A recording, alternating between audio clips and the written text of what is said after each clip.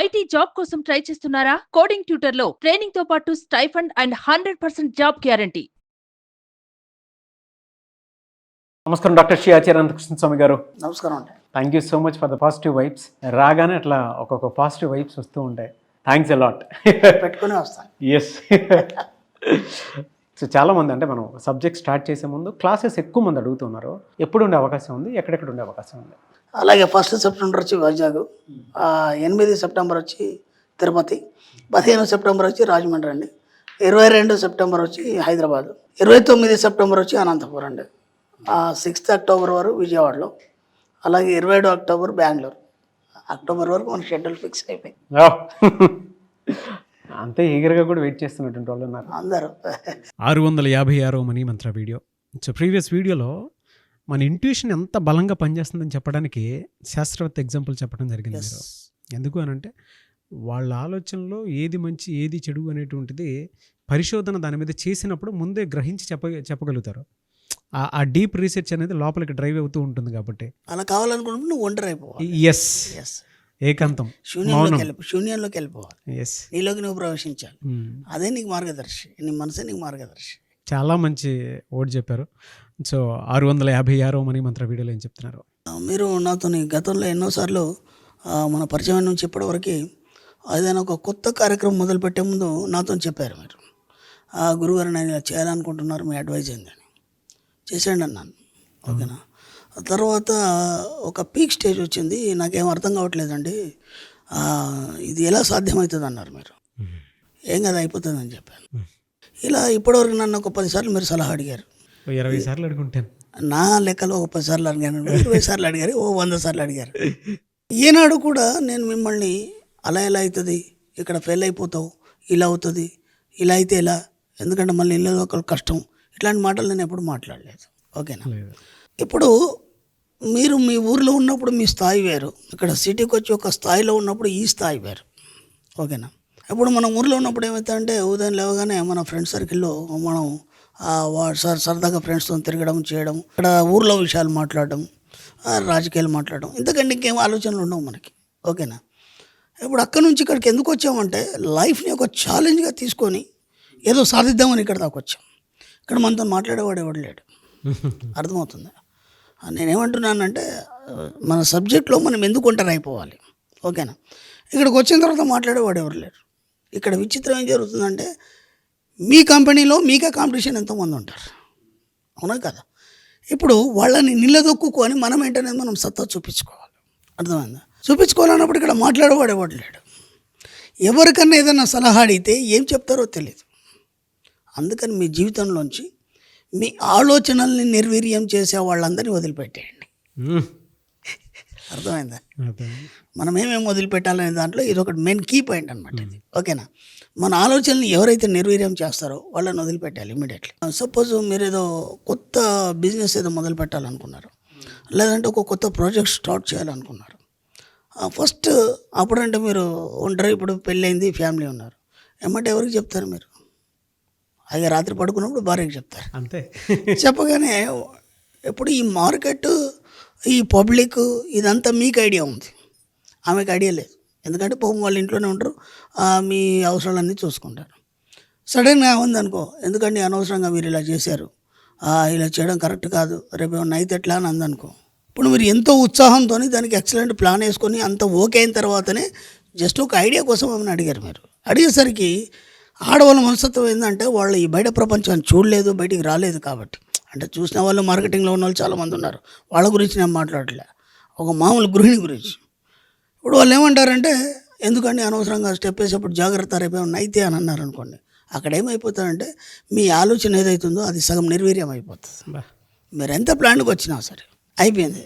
ఆ తర్వాత ఇదేదో బాగాలేదు అని చెప్పేసి ఇక్కడ మీ కొలీగ్స్ ఎవరో ఉన్నారు, మీ కొలీగ్స్తో మీరు డిస్కషన్ చేశారు. డిస్కషన్ చేసినప్పుడు వాళ్ళు కూడా ఏమంటారంటే ఎందుకైనా అన్న మంచిది ఒక్కసారి ఆలోచించు, ఇంతకుముందు పలానా ఇలా చేశాడు, లేదా పలానా వేరే మన కాంపిటీషన్ వాళ్ళు కానీ లేకపోతే ఈ ఫీల్డ్లో ఉన్న వాళ్ళే ఇలా చేశారు, అక్కడ ఫెయిల్ అయిపోయింది, మనం అదే చేస్తున్నాం, మళ్ళీ సక్సెస్ అవుతామో లేదో అని అనుకున్నప్పుడు అప్పుడు ఇంకా సగం ఫెయిల్ అయిపోతుంది. ఇప్పుడు ఏమైపోతుంది అంటే మీకు ముందున్నటువంటి ఉత్సాహం నీరుగారిపోయి సగం తగ్గిపోతూ చివరికి వచ్చేసరికంటే అసలు నేను చెయ్యన్నా వద్దా అని ఒక మీమాంసలు మిగిలిపోతారు మీరు.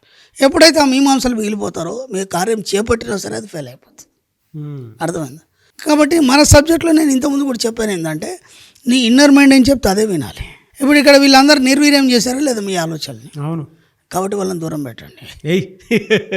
అది ఫ్యామిలీ కావచ్చు, ఇంకెవరైనా కావచ్చు. మన సబ్జెక్ట్లో అవన్నీ ఉండవు. ఎందుకంటే యు ఆర్ ద సుప్రీం. నాకు ఇంటర్వ్యూలో కూడా మీరు అడిగారు, మీ మేడం గారు ఇంతవరకు సహకరించేసరికి మీరు ఇక్కడ దాకా వచ్చారని. సహకరించింది అంతే, ఇదంతా బిల్డ్ చేసుకుందేనే. ఎందుకంటే మన సబ్జెక్ట్లో మనం ఏం చేస్తున్నా సరే మనం ఎవరితో చెప్పాం. అర్థమైందా? మన ఇన్నర్ మైండ్ ఏం చెప్పిందో అది చేస్తూ పోతాం. కాబట్టి నేను సక్సెస్ ఉన్నాను. ఈరోజు నా మణిమంత్ర కుటుంబ సభ్యులు కూడా చాలామంది సక్సెస్లో ఉన్నారు. ఎందుకంటే మనం ఫస్ట్ ట్రైన్ అదే చేస్తాం. మనం క్లాస్లో మనకు 21 రూల్స్ ఉంటాయి. ఆ 21 రూల్స్లో మనం ఏం చెప్తామంటే నువ్వు ఎలా ఉండాలి, నీ బిహేవియర్ ఎలా ఉండాలి, ఆ సమాజంతో ఎలా ఉండాలి, నీ ఓన్గా నువ్వు ఎలా బిహేవ్ చేయాలి, నీ యాటిట్యూడ్ ఎలా మార్చుకోవాలి, ఒక 21 రూల్స్ ఉంటాయి. ఆ 21 రూల్స్ పాటిస్తే వాడు కోటేశ్వరుడు అయిపోతాడు. ఇంకా సబ్జెక్టు కూడా అవసరం లేదు. కానీ వాడిని ఏం చేయాలంటే ప్రతిరోజు బేరీజ్ వేసుకోవాలి. ఈ 21లో నేను ఎక్కడ మిస్ అయిపోయినా అని. మిస్ అయిపోతే దాన్ని సరి చేసుకోవాలి ఇమ్మీడియట్లీ. అంటే నీ ఆలోచనల్ని నిర్వీర్యం చేస్తే దేన్ని కూడా నీ దగ్గరికి రానివ్వకు. ఓకే, ప్రెమిసెస్ ఉంది. ఇప్పుడు మీరు ఏదైతే అనుకున్నారో మీరు అనుకున్న దగ్గర ఆ ప్రెమిసెస్ ఉంది. ఆ ప్రెమిసెస్లో మనకు కొన్ని వస్తువులు కూడా ఇబ్బంది పెడతాయి. అర్థమైందా? కొన్ని వస్తువులు కూడా ఇబ్బంది పెడతాయి. అంటే ఇప్పుడు మన టేబుల్ కావచ్చు, మన చైర్ కావచ్చు, లేదంటే అక్కడ ఉన్న వ్యక్తులు కావచ్చు, దాన్ని ఇమీడియట్లీ మార్చేయాలి. ఓకేనా? మన ఇంట్లో కావచ్చు, లేకపోతే మన ఆఫీస్ ప్రెమిసెస్లో కానీ ఏదైనా. అంటే నిన్ను నువ్వు తీర్చిదిద్దుకోవడానికి ఏది నీకు ఆటంకం కావద్దు, ఏది నీకు అడ్డు రావద్దు. అర్థమైందా? అవి కూడా ఏం చేస్తాయంటే నీ ఆలోచనలు నిర్వీర్యం చేస్తావు. ఒక చిన్న ఎగ్జాంపుల్ చెప్తాను నేను. మీరు కూర్చున్నారు హాయిగా మీ చైర్లో, ఏదో వర్క్ చేసుకుంటున్నారు. ఆ ఊరికే చిన్న మూమెంట్ ఇలా చేశారు. మూమెంట్ చేసినప్పుడు ఆ టేబుల్ కదులుతుంది. కూర్చున్న చైర్ ఏదైతుందో మాటి కదలడం, లేకపోతే టక్ టక్ చప్పుడు రావడం అయిందనుకోండి. మీరు ఎంతో మంచి కాన్సన్ట్రేషన్లో వర్క్ చేయాలనుకుంటారు. ఇప్పుడు ఇది మాటికి మిమ్మల్ని బ్యాలెన్స్ డిస్టర్బ్ చేస్తుంటారు. అర్థమైందా? అలాగే ఆ ప్రెమిసెస్లో మీ వర్క్ అయ్యేంతవరకు ఎవరిని కూడా మీ దగ్గరికి రానివ్వద్దు. ఎందుకంటే నేను అదే చెప్పాను, మీకంటే ఒక సపరేట్ రూమ్ ఉండాలి, మీకంటే ఒక సపరేట్ వింగ్ ఉండాలి. దాంట్లో ఎవరిని ప్రవేశం చేయనియద్దు. ఎప్పటి వరకు? మీ వర్క్ కంప్లీట్ అయ్యే వరకు. అర్థమైందా? అంటే ఇక్కడ ఏమవుతుంది, మీ ఆలోచనలు నిర్వీర్యం చేయడానికి వస్తువులు కూడా మీకు ఇబ్బంది పడతాయి, లేదా మనుషులు కూడా ఇబ్బంది పడతాయి. మూడోది ఏంటంటే సమశీతోష్ణ స్థితి ఉండాలి. సమశీతోష్ణ స్థితి అంటే అట్మాస్ఫియర్ అనేది ఒకే లెవెల్లో ఉండాలి, బ్యాలెన్సింగ్ ఉండాలి. ఎందుకంటే ఇప్పుడు చలికాలం వచ్చింది, మీ రూమ్లో దానికి తగ్గట్టు హీట్ ఉండాలి. ఓకేనా? లేదు వేడి ఉంది, దానికి తగ్గట్టు కూల్ ఉండాలి. అంటే రూమ్ టెంపరేచర్ మీ బాడీకి సరిగ్గా సరిపోవాలి. లేకపోతే ఏం చేస్తుంటే మీ ఆలోచనల వేగవంతంలో మీ మనస్సు వేడెక్కి శరీరం కూడా వేడెక్కుతుంది. ఎందుకంటే ఒక గంభీరమైన ఆలోచన చేసినప్పుడు ఏమవుతుంది, మీ యొక్క శరీరంలో బ్లడ్ కూడా అది వేడెక్కి మీకు అప్పుడు ఉక్కపోత అనేది వస్తుంది, సల్టరీ అనేది ఫీల్ అవుతారు మీరు, అంటే సఫికేషన్ ఫీల్ అవుతారు. కాబట్టి ఏంటంటే ఆ అట్మాస్ఫియర్ కూడా మిమ్మల్ని నిర్వీర్యం చేయద్దు, మీ ఆలోచనల్ని. సమశీతోష్ణ స్థితి అంటే అర్థమవుతుందా? ఇక్కడ మనుషులు, వస్తువులు, వాతావరణం ఇవేవి కూడా మీ ఆలోచనల్ని నిర్వీర్యం చేయకూడదు. అర్థమైందా? అలా ఒక వాటర్ కూడా పర్ఫెక్ట్ వాటర్ ఉండాలి. ఎందుకంటే అది హీట్ ఉన్నా లేకపోతే కూల్ ఉన్నా సరే మీ ఆలోచనలు నిర్వీర్యం చేస్తాయి. ఎందుకంటే మీరు చాలా హాట్గా ఆలోచిస్తున్నారు, మీ సబ్జెక్టు గురించి ఏదో సాధించాలని ఆలోచిస్తున్నారు. కూల్ వాటర్ తాగారనుకోండి ఏమైపోతుంది, ఒకటిసారి పట్టేసినట్టయితే గొంతులో పట్టేసినట్టే ఆలోచన నిర్వీర్యం అయిపోతుంది. అంటే ప్రతి దగ్గర మనం కేర్ తీసుకోవాలన్నప్పుడు ఇవన్నీ ఎవరికో చెప్తే చేయలేదు. ఎందుకంటే మీ ఆలోచన విధానం వేరు, మీ అసిస్టెంట్ పిఏ ఆలోచన విధానం వేరు. కాబట్టి మీరు వాటర్ తీసుకోండి అనుకోండి, మామూలు వాటర్ తీసుకుంటాడు, లేదంటే అక్కడ కూల్ వాటర్ తాగుతారు సార్ ఎప్పుడు అని చెప్పేసి కూల్ వాటర్ తీసుకుంటారు. ఇవన్నీ మీరే అరేంజ్ చేసుకోవాలి. అర్థమైందా? ఏ ఆలోచనలు కానీ, ఏ వస్తువులు కానీ, ఏ మనుషులు కూడా మీ ఆలోచన నిర్వీర్యం చేయకుండా మీరు ముందుకెళ్ళినప్పుడు మాత్రమే మీరు అనుకున్న విజయాన్ని సాధిస్తారు. ఇలా కావాలన్నప్పుడు ఏం చేయాలి, మీకు మీరు ఒంటరిగానే ఉండాలి, మన పనులు మనమే చేసుకోవాలి, ఎవరికి చెప్పదు. అర్థమైంది? మనకేమైందంటే ఇప్పుడు ఒక లగ్జరీస్ అలవాటు అయిపోయిన తర్వాత మన కింద వాళ్ళందరికీ అన్నీ మనం పురమాయిస్తుంటాం.